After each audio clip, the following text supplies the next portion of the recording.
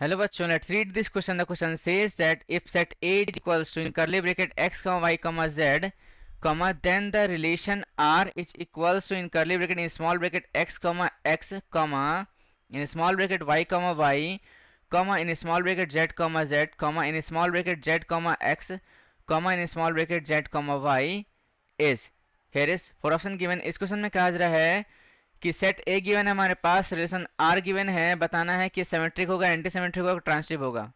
चलिए इसको सॉल्व करते हैं स्टेप बाय स्टेप। यहाँ पे लिखेंगे सबसे पहले हम लोग क्या की कॉन्सेप्ट लिखेंगे। तो यहाँ पे सिमेट्री के बारे में बात करते हैं। तो यहाँ पे लिखेंगे क्या, सिमेट्रिक रिलेशन, राइट। सो इसके लिए कंडीशन क्या होता है हमारे पास कि if in a relation R we have for A comma B belongs to capital R implies that B comma A belongs to capital R, then R is a symmetric relation, right। अब यहां पे बात करते हैं anti symmetry के बारे में। So anti symmetric relation, right. तो यहां पे आप देखोगे एंटी सिमेट्रिक रिलेशन में क्या होता है कंडीशन कि whenever A comma B belongs to R and यहां पे आप देखोगे whenever A comma B belongs to R and B comma A belongs to R for all A comma B belongs to A, right। so यहां पे क्या कहेंगे कि we have A is equals to B। सो इस case में ये क्या होगा हमारे पास, एंटी सिमेट्रिक हो जाएगा। अब यहां बात करेंगे ट्रांजिटिव रिलेशन के बारे में। ट्रांजिटिव रिलेशन, इसके लिए कंडीशन क्या होता है देख लेते हैं। सो आप देखोगे कि whenever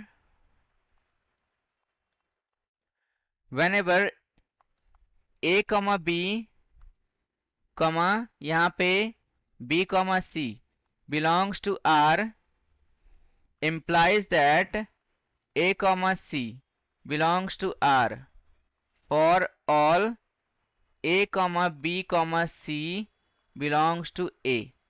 so इस केस में क्या होगा, ये ट्रांजिटिव रिलेशन हो जाएगा हमारे पास। अब चलिए इसको सॉल्व करते हैं स्टेप बाय स्टेप। तो यहाँ पे क्या लिखेंगे, यहाँ पे लिखेंगे कि वी हैव, हमारे पास गिवन क्या है देख लेते हैं।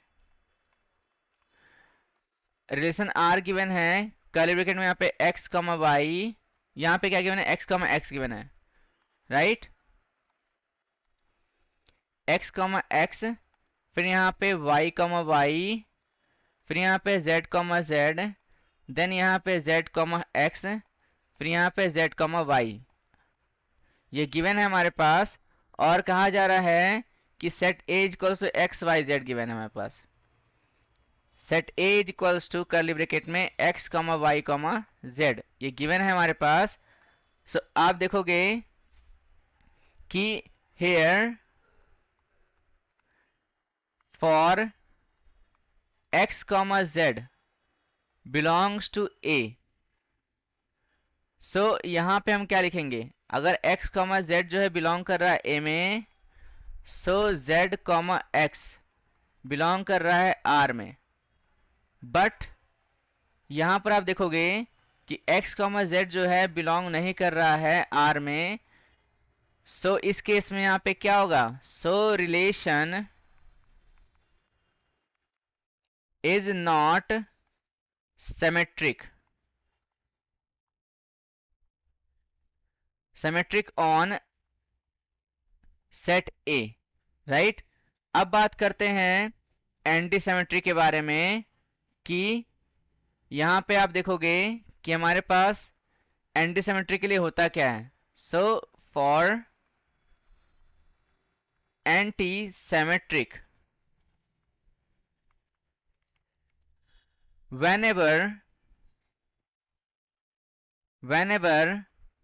यदि यहाँ पे P, Q बिलोंग कर रहा है R में एंड Q, P बिलोंग कर रहा है R में, for all P, Q belongs to A। So इस केस में यहाँ लिखेंगे क्या, वी हैव, हमारे पास क्या होगा, P इक्वल्स टू Q हो जाएगा। दैट इज, यहाँ पे हम लिख सकते हैं कि x, x, y, फिर यहाँ पे z, जो है बिलोंग कर रहा है किसमें, यहाँ पे आप देखोगे कि ये जो है सभी बिलोंग कर रहे हैं रिलेशन R में, राइट। एंड यहाँ पे क्या कहेंगे कि इफ, अगर P not equal to Q है,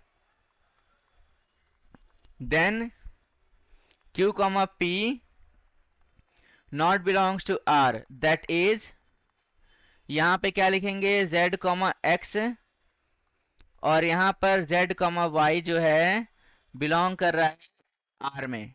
बट यहाँ पर आप देखोगे कि x, z जो है और y, z ये दोनों के दोनों जो है बिलोंग नहीं कर रहे हैं R में। सो इस केस में हम कह सकते हैं कि यहाँ पे क्या कहेंगे, therefore the given relation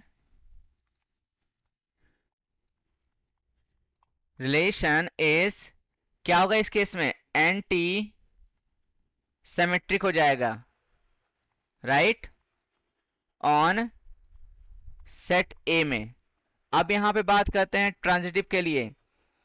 so यहां पे आप देखोगे फॉर ट्रांजिटिव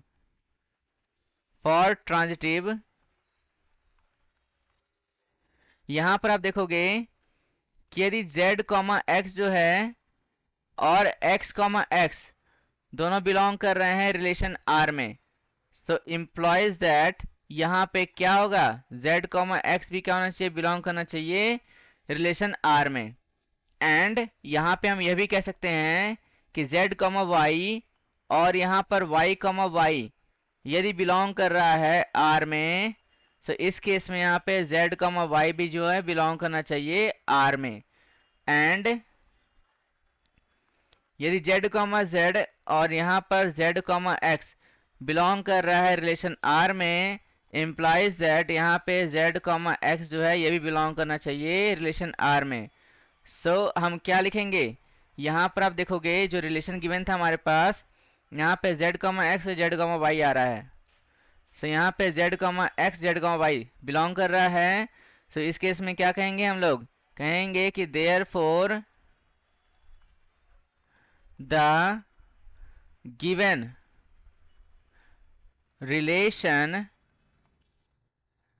इज ट्रांजिटिव। क्या होगा ये, ट्रांजिटिव ऑन सेट ए पे होगा, राइट। सो हम यहां लिखेंगे फाइनली क्या, हम लोग कि हैंस ऑप्शन, कौन सा करेक्ट होगा ऑप्शन देख लेते हैं, क्योंकि ये क्या है हमारे पास, ट्रांजिटिव भी है और एंटी सिमेट्रिक है, यानी कि both B and C, option D correct होगा हमारे पास। सो यहां लिखेंगे क्या, option D is correct. Option D को लेटर से हाईलाइट कर देंगे और ये हमारा रिक्वायर्ड आंसर आ जाएगा, right. So I hope you understood well, best of luck, thank you.